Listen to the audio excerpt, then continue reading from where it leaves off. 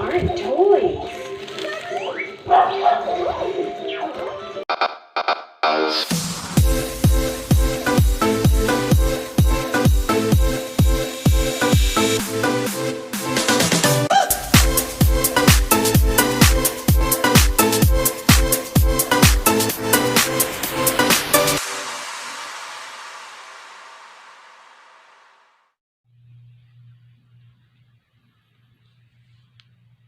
So, good day mga keeper and welcome back to my channel. So, nagbabalik po ako para i-update ko kayo sa ating mga nakolektang barya noong January at noong December din, no? So, yung dalawang album natin nung nakaraan, napuno ko na po, no?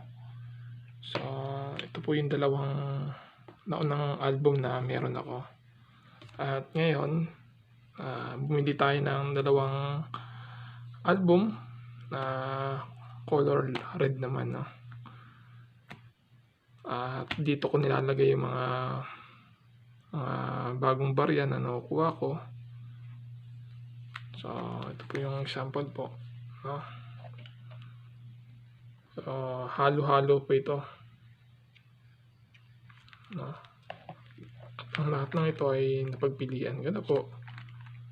So, kung dati, sinisilid ko sila sa kapirasong papel, sa tuwing nagtatapap ako, may resibo po yun na nakukuha. So, doon ko sinisilid yung mga barya ko. Ngayon, sinisilid ko na sila dito sa isang album ko, no? So, ito po yung nakuha ko noong January. Yan po. So, almost 4 leaves na yung nakuha ng bago nating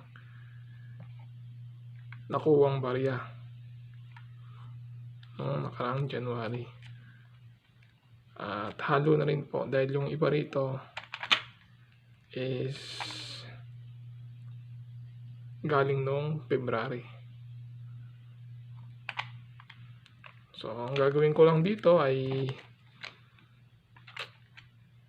iisa-isahin ko ito, no, sa ating mga reviews kung bakit ito yung mga nakuha kong barya at ano-anong mga year na to, no?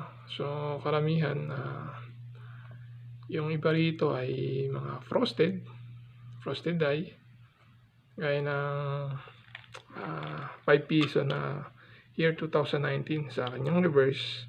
So mayroon na tayong 4 nakuha, no?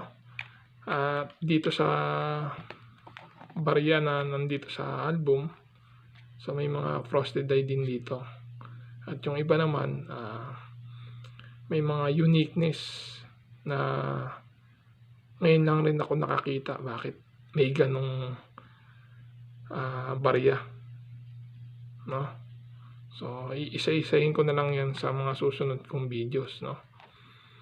Pero sa ngayon, update ko lang kayo na ito po yung mga na-kolekta nating mga barya. So, napansin ninyo, may mga nadagdag sa aking mga gamit na meron nga akong mga capsule na binili. Ito po, dito ko nilalagay mga 20 pesos at iba't ibang variant nito ng mga keeper.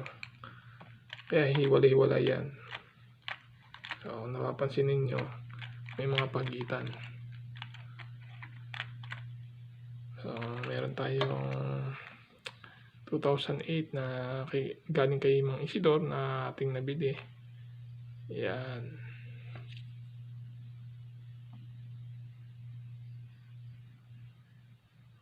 Yan, 2008. So, dalawa po yan. 2006 din, no? Galing kay Mang Isidor. Yan po. So ang wala naman dito sa album ko na to na kulay itim is yung year 2005 na 1 piso BSP series. So until now, naghahanap ako noon at nahihirapan talaga akong makakuha noon. No, ginawa ko na lahat. So, nagpapalit na rin ako sa mga gasolinahan, mga barya, para makakuha lang nun. Pero, hindi ako pinalad na makakita. At kaya isa rin yun sa aking gustong bilhin sa ngayon, no? Yung 1 piso BSP Series 2005. So, mga ka-keeper, tandaan po ninyo yun. BSP Series 2005, 1 piso. No? So, isa yun sa aking binibili. At gain din yung 1 piso na NGC, New Generation Currency na piso, na yung R ng Republika ng Pilipinas ay nakatapat sa first eye ng Pilipinas. No? Isa rin sa aking mga hinahunt yun at binibili sa ngayon. So, sa ngayon, ayun lang muna yung dalawang gusto kong bilhin. No? At kung meron ka nun, mga ka-keeper, mga kabarya, comment lang po kayo sa comment section. So, meron din tayong 2006 na nakuha nung January lang. Yan. Ito po ay semi-hard to find. So, pinalad tayo makakita ng year 2006. So, tsambahan na lang makakita nito. At, ayun nga, nakatsamba tayo ng year 2006 na 1 piso BSP series. No? So, hanggang dito na lang mga keeper. At ingat po tayo palagi. God bless. Paalam.